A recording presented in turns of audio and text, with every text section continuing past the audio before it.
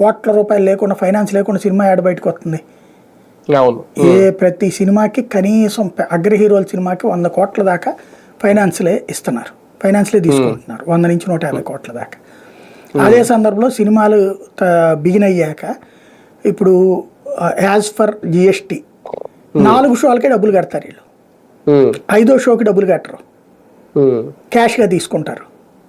అట్లాగే ఈ పైన ఎక్స్ట్రా షోస్ ఉంటాయి కదా, ఎక్స్ట్రా డబ్బులు, వాటికి డబ్బులు కట్టరు. అట్లాగే రేటు పెంచారనుకోండి, పాత రేటుకే జిఎస్టీ కడతారు, ఈ పెరిగిన రేటుకి కట్టరు వీళ్ళు జిఎస్టీ. ఈ 4 షోలకైతే కడుతున్నారు అక్కడ.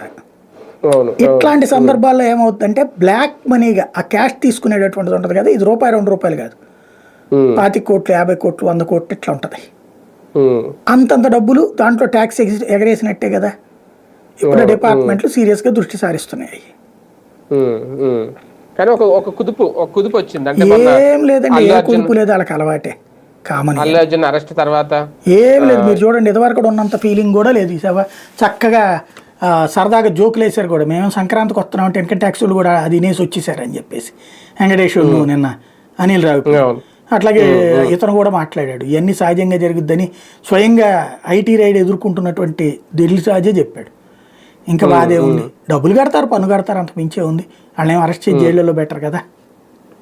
అవును అవును సార్. ఇదే టైంలో రేపు రాబోయే కేంద్ర బడ్జెట్ మీద కొత్త ఆశలు కావాలని రేపుతున్నారా?